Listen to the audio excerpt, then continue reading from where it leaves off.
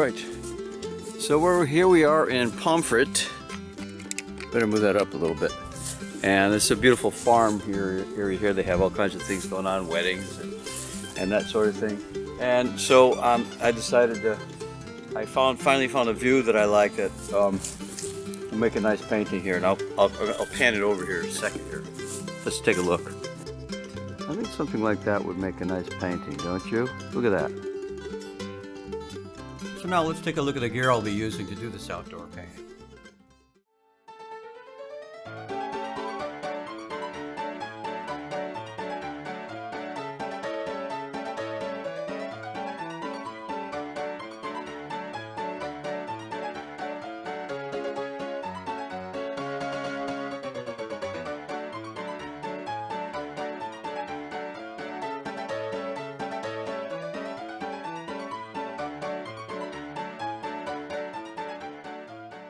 And usually I go right about that far anyway, and that looks like a really nice painting right there. Okay, so I'm seeing it, baby. Okay, we got nice shadows going. I took pictures for reference pictures later when I go in. So this painting's going to be kind of sloppily done. I'm not going to try to make a masterpiece. I'm just doing this as a reference painting. But first, a drink of water. One other thing I should have mentioned, bug spray. I'm getting bombarded by flies. These paints are all dry now, so I'm just going to give them a little spray. I should have a spray bottle. That's another nice thing to have with you, is a spray bottle. Okay, and that's good for reconstituting your paints. Anyway, we'll give that a go. All right, I'll start by adding some clean water to the sky. And then I'll come down here and mix some cerulean blue for the sky color, because in Connecticut we have cerulean blue is a predominant color for our skies here in Connecticut. So here I go, boom. There we go. I'm just going to work quickly here, dropping in cerulean blue, and not dallying around, just kind of dancing on the paper. If you notice, my brush moves quickly across the paper. All right, so. Here we go, adding more, making it a little thicker on top here, and then lighter at the bottom. Okay. Alright, continue down the paper. Yep. There we go.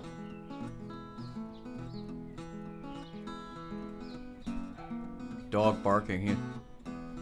He's pretty upset about me being out here, I think. I don't know. Maybe he just wants to join me, hang out with me. Find out. Alright, going a little bit darker on top, a little bit lighter on the bottom. Alright? And that's going to be alright. I'll just paint around the house and all the other obstacles that I don't want paint to get on. Alright? So.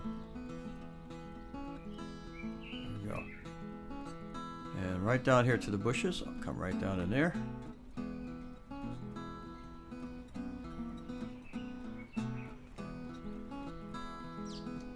Nice. Just add water now to kind of feather it out. Just adding water. That's the first wash for the sky now. I'll grab this smaller brush and I'll just do the shrubbery with that.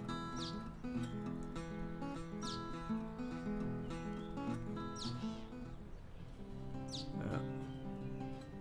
Grab some Prussian and some yellows to make my greens, because I never carry green, I always make my own greens. So on the underbrush here we can just go pure yellow for the light that's gonna, all the light is. Yeah, so you can just put the yellow down, because underneath the green is the yellow. Yeah. Come down and mix a little bit more down here. Here we go. Some yellow ochre. Grab that in there. Put it around the house, bushes around the house. So anywhere there's going to be trees or bushes, I'll just paint yellow first as an undercoating. Leave some holes here and there for the birds to fly through. There we go. Come down here again. Grab some more. Easy peasy, lemon squeezy. Just dancing around. You can see my brush is kind of dancing, just bouncing around. I'm not like painting by numbers. I'm just going crazy with the brush. And this is a nice bristle brush I'm using here. And now my favorite part is doing the foreground, so I'll just grab some yellow ochre here and just do some dry brush technique here. Real quick. Paint really quickly. I want this to be dry brush so that the paint, the paper, the rough surface paper leaves an in and out effect. Lost and found, whatever you want to call it. So you got the stippling effect going on there. Okay? And that gives it the feeling of reflected light. Here we go. Look at that. So that's the first wash. I'm going to put that in the sun and let that dry out, and then we'll come in and do the rest of the paint. Okay, we're back. The first wash is this is all dry, relatively dry, just threw it in the sun, and now I'm going to start to establish some of the flora and the fauna. And I have options here you can paint this with a dry brush feel, or you can paint it with a wet into wet feel. And I think wet into wet will better for me. I feel more comfortable doing that with this scene in front of me. So what I'm going to do is I'll start with down here, and I'm just going to wet the paper. See, I'll just do this area here, this right here first. So that will let me put in these bushes. So while this is wet, hopefully it's still wet, I'm going to drop these in. And you can use Payne's Gray for a green as well. That makes a nice earthy gray. Green, so I'll do some of that as well. So here we go. I'm just going to drop in this green right in to the wet water. So this is wet and wet. And I'm going to leave the yellow up above for the highlights where the sun might be hitting it. Okay? All right, so a little more here, and wet into wet. And it makes a nice smooth transition. And I'll go dark a little bit below later on, so we'll have the shadows underneath. Pretty easy to do. Here I go. So now I'll mix up some dark colors over here with some French ultramarine, some burnt sienna, and that'll go right underneath where the shadows are. A little bit more. Make it a little bit darker here. There you go. Perfect.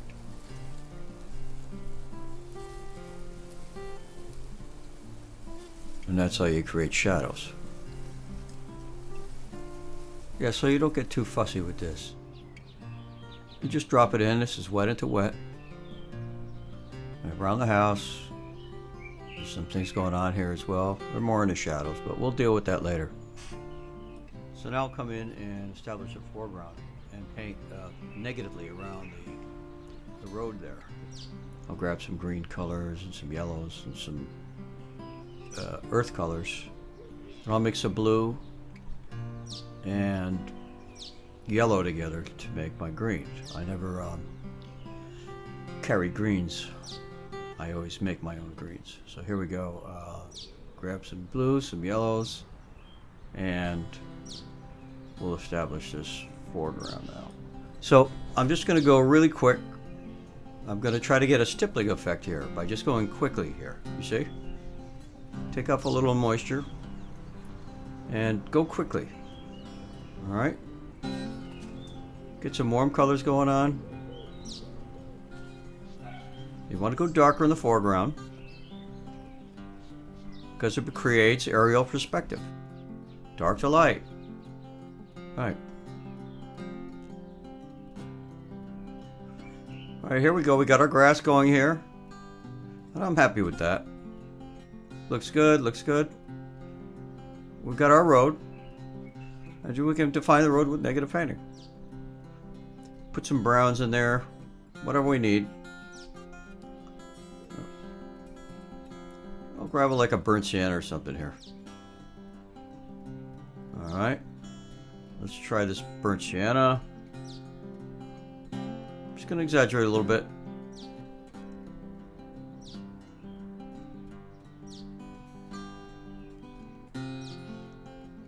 I want to exaggerate a little bit so I can really emphasize the road here.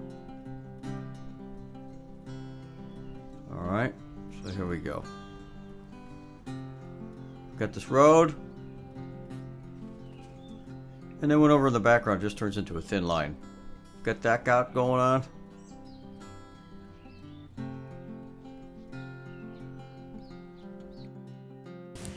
So there we go, we got that going. Now I've got this picture. It looks a little bit better for me. I'm going to now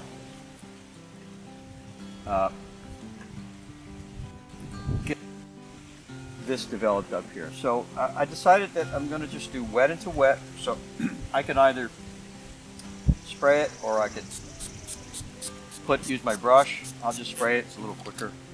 And I'm just going to come in and put what I see there. I see a lot of shaded stuff and a lot of greens and a lot of yellows. So I'm going to take my time. Everybody thinks trees are only green, but they're not. They have all kinds of colors. They have violets, they have yellows, they have greens, they have darker greens. So I'll just go really quickly here, leave some holes for the birds to fly through. And some of them will have shadows, so I'll put some darker values later on, wet into wet, underneath all this.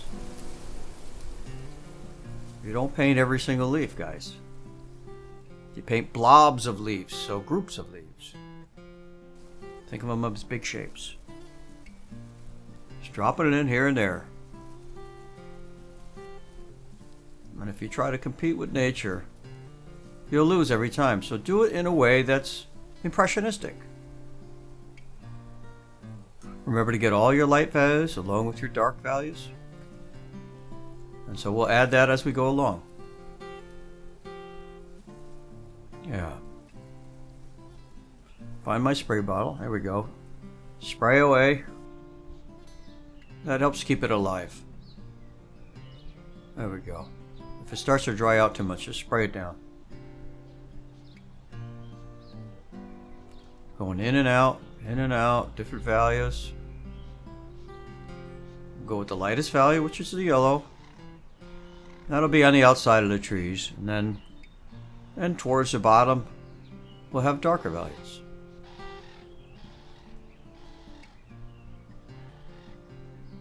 Alright. And try to control the water to pigment ratio on your brush. That's very important. Alright. Now I'll go with a darker value here. On the underside of the tree where the shades are, where the shadow is. Right. Yep, underneath. Alright. I don't want to do too much at this point. I'll let that dry and we can do some more later. Maybe a little bit darker in spots. There.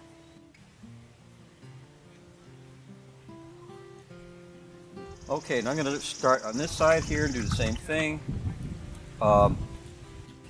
This time I'll use the brush to do this. So I'm just going to wet the area and leave some place, a few places where it's dry, so that it leaves a hole. And I want to go beyond the pencil mark here. All right. So we got that. I'm happy with that. Now I'll come in and grab. Yellows will be won't be too much on this tree, just here and near, because it's in the shadow more than the other trees. So I'll just put a little brightness here,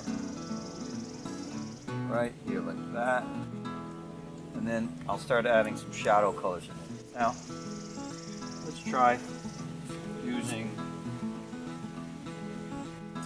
Prussian and burnt sienna. Dark. Yeah, that's perfect. And we come down to here, and then we've got a couple of things going on here. There, and I think that's going to look good. indeed. Now it's a little more yellow in spots here, so where it's shining through. I think I need more shadow on this one here. More paint anyway.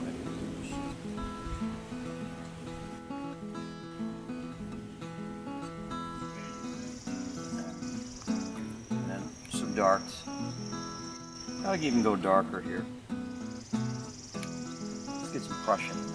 There we go. That's the lower canopy here. And I'm using the belly of the brush. Notice how I'm holding it like this. Okay.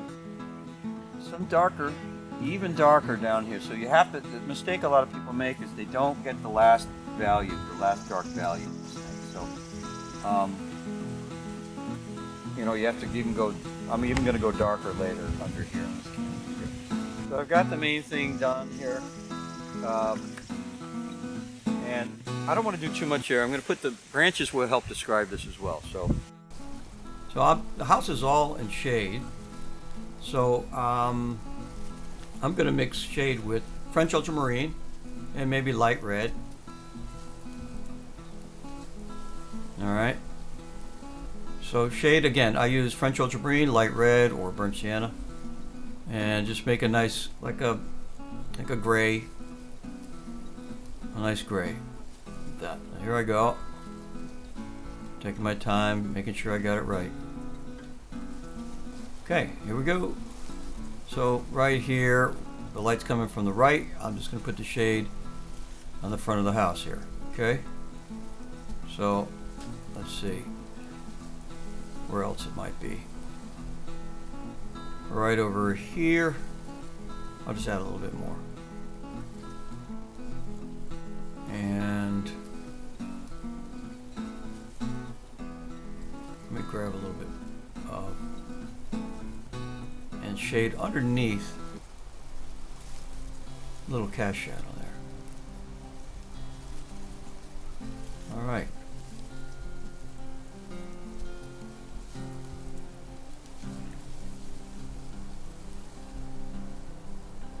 Darken a little bit more, add a little bit more emphasis on the shadow.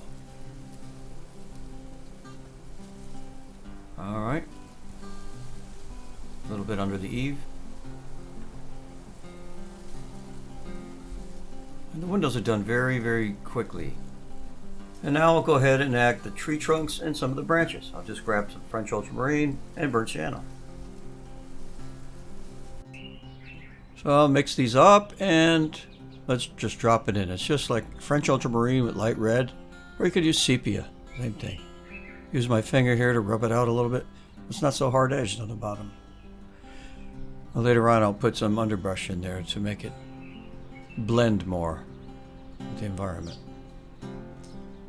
Alright, sorry you can't see my brush right now. You'll see the end result. There we go. Just not too many of these though. If you do too many, then it looks overworked. Just a few. I'll come on the other side, do similar. Put some thinner branches in. There you go. Yeah. Let's see what we got here now. Okay, so we got some branches in there now, and now we can start pulling together the foreground here. Okay. So. Grab the right brushes. Right here. I'll just darken that a little bit more. What I'm going to do is really go dark here with the values. The way to do that is with find a dry area on your palette. And that's important, finding a dry area so you can get this thick goop, right? Okay, so right now I'm just on the jewelry stage. I'm just trying to put in some highlights and accents. So that's the most important part to make it pop out. More dimension, more readable. Okay, so I'm just going to add some highlights right here. Just here and there. Especially on the outsides here. Alright, where the sun's hitting it. Right along the house here. Good. Okay, just continue along. Just touching up here and there.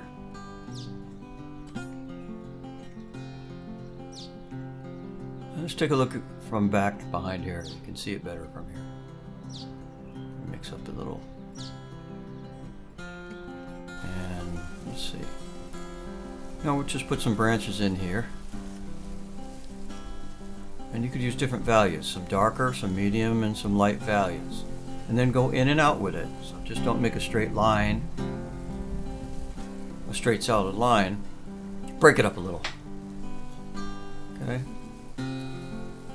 Continue along. Adding some jewelry to this thing. Alright. Looking good. Take a look here now at the shadows in the foreground. Put some in. And dip down on the road a little to make the road go down further. So that's a good thing. The shadows describe everything you're looking at. So it could describe the landscape. You could make it go up. You could make it go down. So that's what really makes a difference. Okay, so we're just about done with the painting for out here anyway. I never really finish the painting completely when I'm doing in plein air. I take it back to the studio and add the finishing touches. Alright, so we'll call it a day and we'll finish this in the studio. So let's take a closer look at this, see how it looks. Not bad.